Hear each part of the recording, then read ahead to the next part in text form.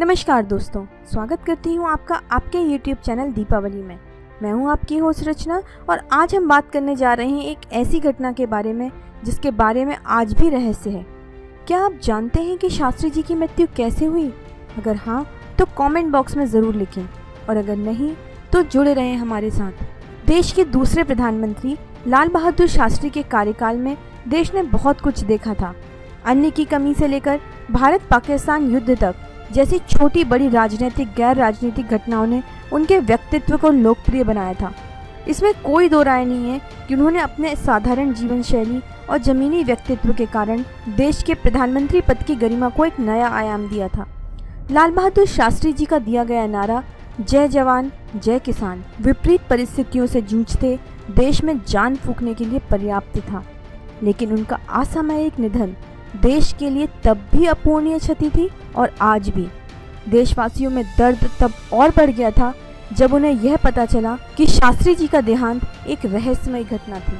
और इन दिनों विवेक अग्निहोत्री की फिल्म द ताशकंद फाइल्स के ट्रेलर रिलीज होने से यह घटना इतिहास के पन्नों से फिर निकलकर आम जन के मध्य चर्चा का विषय बन गई है। घटना का दिन 11 जनवरी 1966 था। उनकी मृत्यु संदेह का कारण तब बनी जब शास्त्री जी के पार्थिव देह पर नीले निशान और कट के मार्क्स दिखाए गए। उनके पक्ष में गवाही देने वाले लोगों की समय से पूर्व ही हत्या हो गई। आज भी कुछ सवाल ऐसे हैं जो शास्त्री जी की मृत्यु के साथ रह ही जाते हैं और सोचने को मजबूर कर देते हैं कि ऐसा क्या हुआ था जिसके कारण देश के भूतपूर्व प्रधानमंत्री का असामयिक निधन हो गया। हम आगे इस घटना के बारे में सारी जानकारी आपको दें उसके पहले अगर आपने हमारा चैनल अभी तक सब्सक्राइब नहीं किया है तो जल्दी से इसे सब्सक्राइब करें और साथ ही साथ बेल आइकन को प्रेस करें सो दैट जैसे ही मैं नया वीडियो अपलोड करूं आपको फटाफट पता चल जाए। दोस्तों, शुरू करते हैं भारत पाकिस्तान युद्ध से। भारत पाकिस्तान के 1965 के युद्ध के समय जब लाल बहादुर शास्त्री देश के प्रधानमंत्री थे, उस समय भारत ने पाकिस्तान से युद्ध में लाहौर तक जीत लिया था। तब पाकिस्तान ने अमेरिका से मदद मांगी और युद्ध रुकवाने की अपील की थी। अमेरिका को पता था कि शास्त्री जी को रोकना आसान नहीं है, लेकिन कहा जाता है कि भारत के नेताओं ने शास्त्री जी पर दबाव बनाना शुरू कर दिया। तब बुझे मन से शास्त्री जी ने ताशकंद समझौता किया। इस समझौते में भारत ने जो भी जमीन युद्ध में जीती थी वो सब चली गई, लेकिन इसके साथ ही देश ने अपना प्रधानमंत्री भी खो दिया। अब मैं आपको बताती हूँ कि क्या था ताशकंद का समझौता और कैसे ये रिलेटेड है शास्त्री जी के निधन से। भारत पाकिस्तान के 1965 के युद्ध के बाद लाल बहादुर शास्त्री ताशकंद गए, जहाँ पाकिस्तान के प्रेसिडेंट आयूब खान भी थे। रशियन प्रीमियर एलेक्सी कोशिन ने होस्ट की भूमिका निभाई थी और उनकी देखरेख में संधि हुई थी। दोनों पक्ष ने युद्ध के औपचारिक अंत के लिए 10 जनवरी 1966 को संधि पर हस्ताक्षर किए, लेकिन इसके एक दिन बाद ही लाल बहादुर शास्त्री के देहांत की सूचना आ गई। भारत सरकार की तरफ से आधिकारिक रूप पे ये बात कही गई कि उनका देहांत हार्ट अटैक के कारण हुआ है। शास्त्री जी के परिवार ने इस पर सवाल भी उठाया था और इस दिशा में काफ़ी जांच भी की गई थी, लेकिन इन सब का ना तो कोई परिणाम निकला और ना ही देश को पता चल सका कि शास्त्री जी की मृत्यु का सच क्या था। इसलिए शास्त्री जी की मृत्यु से जुड़ी कहानी आज भी न केवल विवादित है बल्कि रहस्यमयी भी है। सन 2009 में शास्त्री जी के परिवार के कुछ जीवित सदस्यों एवं पत्रकार कुलदीप नैयर ने दुनिया को इस खुलासे से चौंका दिया कि शास्त्री जी की मृत्यु जहर देने से हुई थी। आइए समझते हैं कुलदीप नायर के नजरियों को और शास्त्री जी की मृत्यु की कहानी को। कुलदीप नायर ने एक किताब लिखी थी जिसका नाम था बियॉन्ड द लाइन्स। 89 वर्षीय नैयर ने गांधी जी के बिरला मंदिर में प्रार्थना भी देखी थी, तो जिन्ना को भी काफ़ी नज़दीक से समझा था। उन्होंने शास्त्री जी के साथ भी काम किया था, इसलिए उनकी किताब से शास्त्री जी के अंतिम क्षणों की व्याख्या को समझना काफ़ी आसान हो जाता है। कुलदीप नैयर ने इस पर एक नई बात बताई। लाल बहादुर शास्त्री की मृत्यु पर अब भी कोई जानकारी रिकॉर्ड में नहीं है। कुलदीप नैयर के अनुसार अगर कहानी को समझा जाए तो उन्होंने बोला, उस रात मैं सपने में देख रहा था कि शास्त्री जी की मृत्यु हो रही है। मैं उठकर अपने दरवाजे की तरफ गया और कॉरिडोर में मुझे एक महिला ने बताया कि आपके प्रधानमंत्री मर रहे हैं। मैंने तुरंत कपड़े बदले और एक भारतीय अधिकारी के साथ शास्त्री जी जहां ठहरे थे वहां गया। मैंने देखा कि कोशिन बरामदे में खड़ा है उसने अपना हाथ ऊपर करके कहा कि शास्त्री जी अब इस दुनिया में नहीं रहे। बरामदे के पीछे ही एक ड्राइंग रूम में बहुत से डॉक्टर R.M. चुक को घेरे खड़े थे, जो शास्त्री जी की देखभाल कर रहे थे। उसके आगे शास्त्री जी का कमरा था। बहुत बड़े बिस्तर पर उनका पार्थिव शरीर काफ़ी छोटा दिख रहा था। उनकी चप्पल कारपेट पर पड़ी थी। उन्होंने इसका उपयोग नहीं किया था। कमरे के कोने में एक ड्रेसिंग टेबल था जिस पर थर्मस रखा था। ऐसा लग रहा था कि शास्त्री जी ने इसे खोलने की कोशिश की थी। उस कमरे में बजर नहीं था, जिस पर सरकार ने पार्लियामेंट में यह झूठ बोला था कि वो बजर उस समय जब शास्त्री जी को ज़रूरत थी तब नहीं बजा था। और मैंने वहाँ ड्रेसिंग टेबल पर फोल्ड करके रखे हुए हमारे राष्ट्रीय झंडे को उस महान आत्मा के पार्थिव शरीर पर डाल दिया। इसके बाद मैं शास्त्री जी के असिस्टेंट से मिलने गया। शास्त्री जी के पर्सनल सेक्रेटरी जगन्नाथ सहाय ने कहा कि शास्त्री जी ने बीच रात में उनका दरवाज़ा खटखटाया और पानी मांगा था। डॉक्टर चुग ने बताया कि 2 स्टेनोग्राफर और जगन्नाथ ने उनकी वापस कमरे तक पहुंचने में मदद की थी। इस तरह बहुत से बयानों को सुनने के बाद मुझे समझ में आया कि फेयरवेल के बाद शास्त्री जी रात के 10 बजे अपने कमरे में पहुंचे थे और उन्होंने अपने नौकर रामनाथ से खाना लाने को कहा था। उनका खाना भारत के एम्बेसडर T.M. कॉल के घर से आया था, जिसे कॉल के रसोइये जॉन मोहम्मद ने बनाया था। शास्त्री जी ने पालक और आलू की कढ़ी के साथ कुछ थोड़ा खाना खाया। वो रोज सोने से पहले दूध पीते थे, इसलिए रामनाथ ने उन्हें दूध दिया। प्रधानमंत्री जी की तबीयत बिगड़ने लगी और उन्होंने पानी मांगा, जिसे रामनाथ ने ड्रेसिंग टेबल पर पड़े थर्मस से निकाल कर दिया था। शास्त्री जी ने रामनाथ से उसे अपने कमरे में जाकर सोने को कहा, क्योंकि उन्हें बहुत सुबह काबुल के लिए निकलना था। रामनाथ ने आग्रह किया कि वो वहीं ज़मीन पर सो जाएंगे, तो उन्होंने उसे अपने कमरे में जाकर ही सोने को कहा। रात को 1:30 बजे जब असिस्टेंट अपने कपड़े पैक कर रहे थे, तब शास्त्री जी ने बहुत मुश्किल से अपने दरवाजे पर आकर कहा कि डॉक्टर साहब कहाँ हैं। उनके असिस्टेंट ने उनके बिस्तर तक पहुंचाने में मदद की।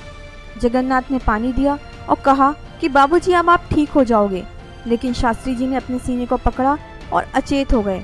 कुलदीप जब ताशकंद से लौटे तो ललिता शास्त्री ने उनके नीले पड़े शरीर का कारण पूछा, तो कुलदीप ने कहा कि बॉडी को संरक्षित किया जाता है तब उसका रंग नीला हो जाता है, और शरीर पर लगे कट का कारण कुलदीप नहीं बता सके क्योंकि उन्होंने शव को नहीं देखा था। लेकिन यह विषय सोचनीय था, जब ताशकंद और दिल्ली दोनों ही जगह पोस्टमार्टम नहीं हुआ तो बॉडी पर कट कैसे लगे।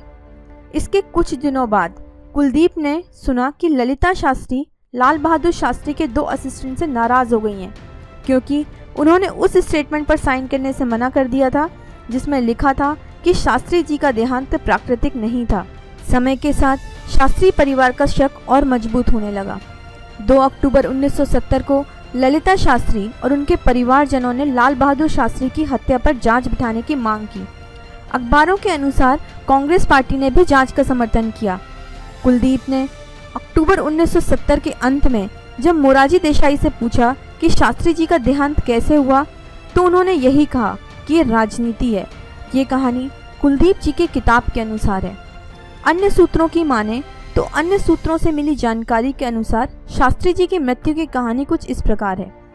रात को 1:25 शास्त्री जी को खांसी शुरू हुई, लेकिन उनके कमरे में कोई फ़ोन या इंटरकॉम नहीं था, इसलिए वो उठकर दूसरे कमरे तक गए और अपने स्टाफ से डॉक्टर R.N. चुग को बुलाने को कहा।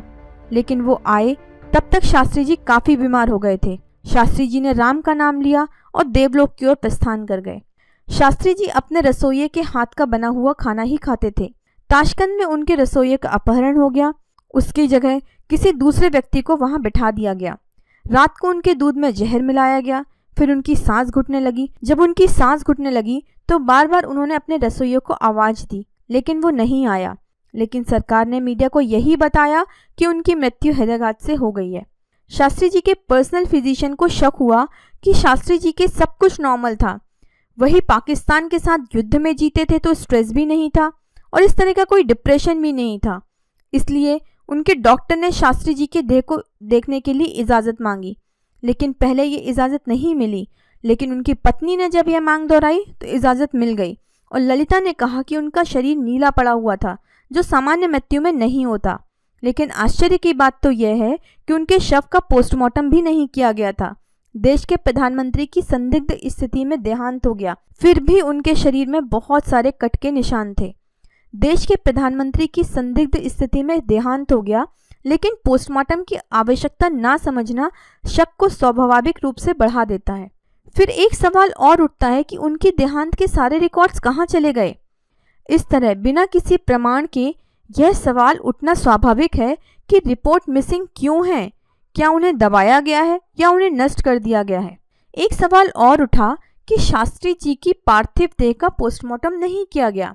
लाल बहादुर शास्त्री की पत्नी ललिता ने कहा कि उनके शरीर पर कुछ उस वक्त मार्क्स थे और शरीर भी नीला पड़ा हुआ था।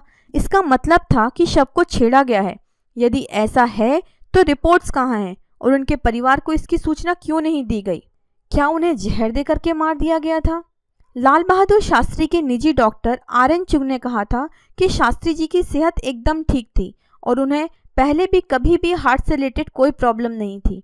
तो इस तरह अचानक हार्ट अटैक आ जाना न केवल अनअपेक्षित है बल्कि सोचनीय विषय भी है। और जैसा कि कहा जाता है कि उनका पोस्टमार्टम नहीं हुआ और पंचर के निशान शायद इसलिए थे क्योंकि उनके शरीर से स्टमक को रिमूव किया गया था।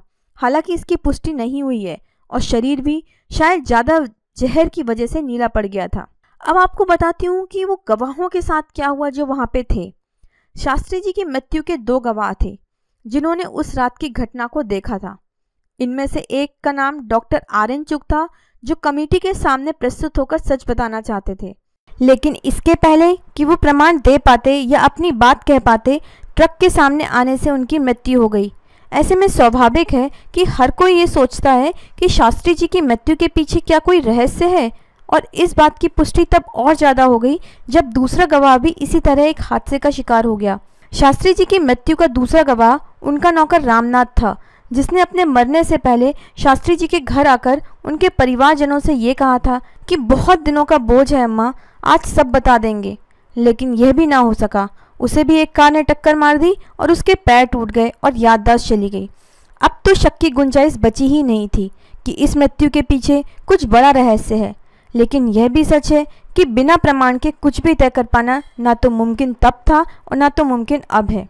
CIA's eyes on south Asia के लेखक अनुज धर ने प्रधानमंत्री के देहांत की जानकारी के लिए एक RTI भी लगाई थी, लेकिन PMO ने इस पर प्रतिक्रिया देते हुए कहा था कि इस पर केवल वर्गीकृत डॉक्यूमेंट ही हैं जिन्हें बाहर नहीं निकाला जा सकता, क्योंकि इससे अंतर्राष्ट्रीय स्तर पर रिश्तों पर प्रभाव पड़ेगा। तो ये थी सारी कहानी।